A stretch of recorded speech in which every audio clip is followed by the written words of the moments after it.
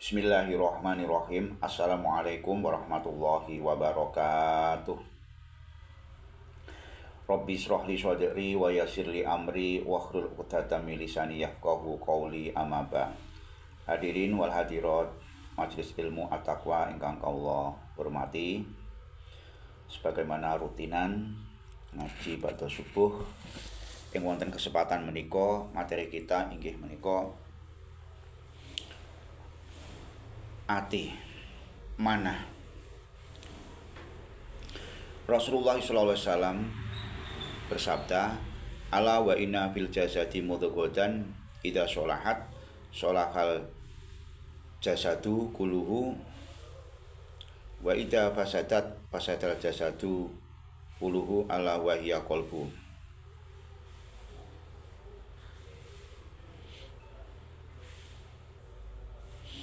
Maksudipun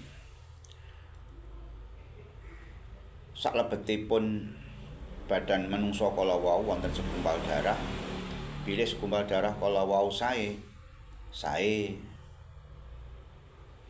seluruh badanipun, ucapannya,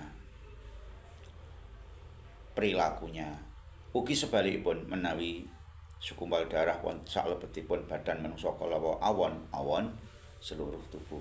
Pramila menika syair Arab ingkang maksudipun manah kok ipun manungsa kala wau bersifat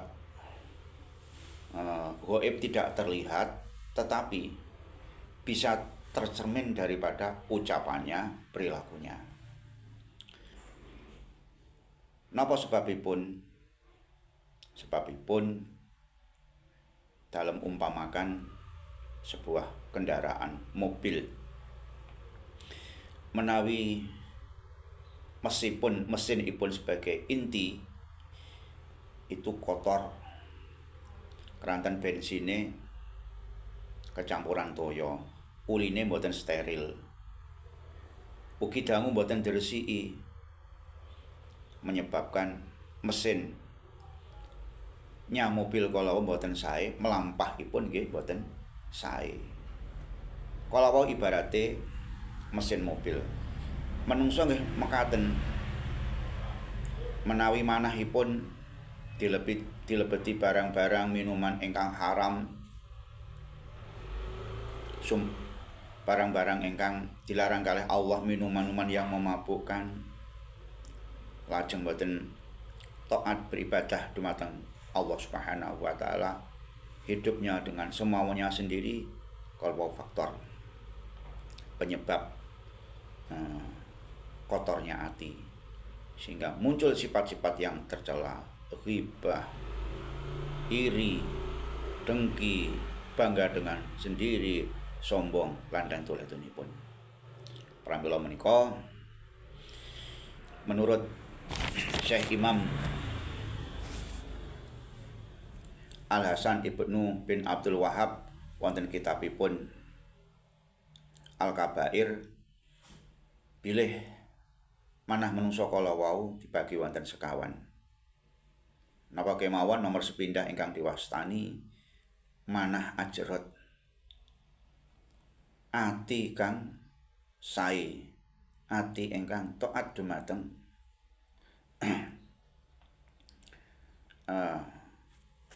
bisikan hati yang sangat dalam ini, yang merupakan bisikan dari nur ilahi, yaitu hati yang mengarah kepada nur ilahi, orang yang taat dumateng perintah Allah, menjauhi larangan Allah, yaitu disambungkan dengan Allah Subhanahu wa taala, sehingga terpancar di dalam dirinya perilaku yang baik, yaitu hatinya orang-orang yang soleh, ugi orang-orang yang solihah. Allah Subhanahu wa taala dawuh wonten surah Al-Fatir ayat 28, "Innama yakhsyallahu min ibadihil ulama, innallaha azizun ghafura." Maksudipun sesungguhnya di antara hamba-hamba yang takut kepada kepada Allah Subhanahu wa taala hanyalah para ulama. Sesungguhnya Allah Maha Perkasa lagi Maha Pengampun.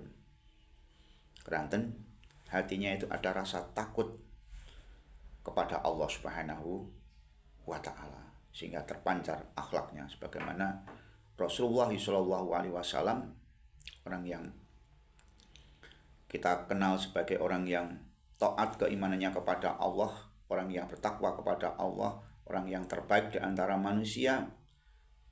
Laqad kana lakum fi Rasulillahi uswatun hasanah. Terpancar akhlaknya di dalam pribadi Rasulullah SAW. Nomor kalih ingkang diwastani manah aghlab, manah ati ingkang mayit mati, sulit menerima hidayah petunjuk dari Allah Subhanahu wa taala. Menurut Syekh Imam An-Nawawi Al-Bantani, wonten 6 perkawis ingkang menyebabkan matinya hati.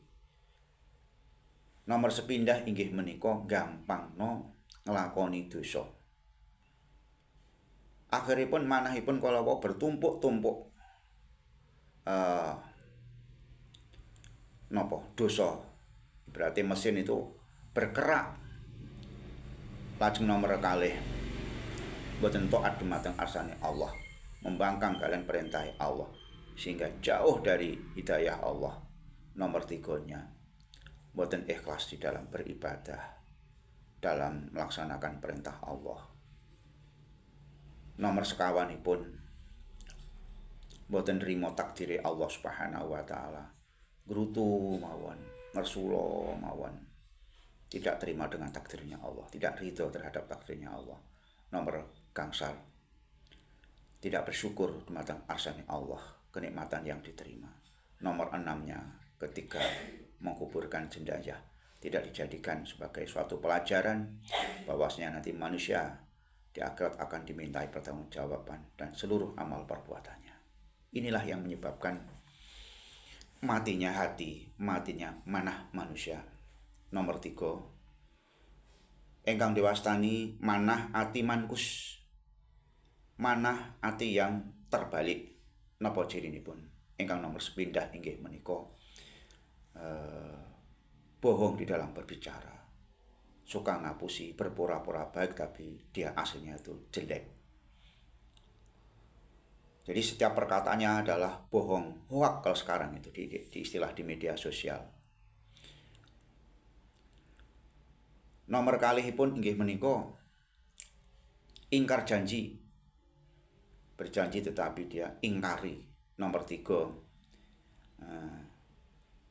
berkhianat apabila dipercaya.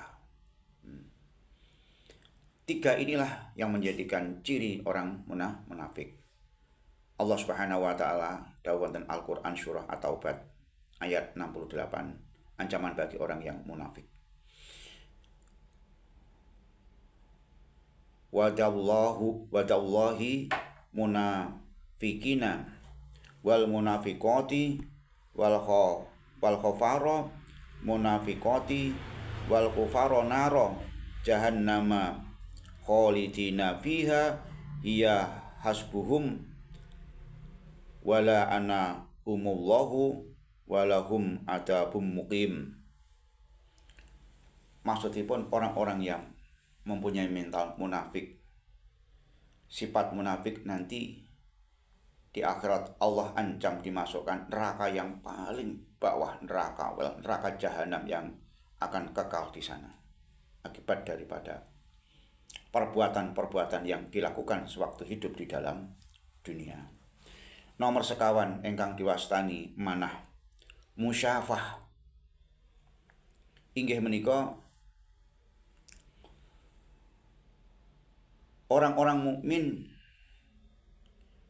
yang masih melakukan perbuatan dosa besar atau yang disebut dengan fasik. Jadi musyafah kalau adalah hatinya manusia yang sakit atau marit. Di orang mukmin yang masih melakukan perbuatan dosa-dosa besar yang dikatakan fasik menurut Imam Al-Ghazali dibagi wonten kalih fasik kafir atosipun orang mukmin yang sudah kelewatan batas, tidak sholat, tidak zakat, pokoknya tidak melaksanakan rukun Islam, tidak meyakini rukun iman, bahkan bisa syirik dan lainnya. Ini sebagian ulama kategori orang-orang yang sudah keluar dari agama Islam. Nomor kalih nggih menika fasik fajir, yaitu orang mukmin melakukan dosa besar. Contohnya adalah zina tapi masih sholat, masih puasa, melaksanakan rukun Islam, yakini rukun iman, namun ada potensi untuk bertaubat tan nasuha. Nah, ini masih potensi untuk diterima perbuatan dosa-dosa yang dijalankan. Demikian 4 macam hati manusia menurut Syekh Imam Al-Hasan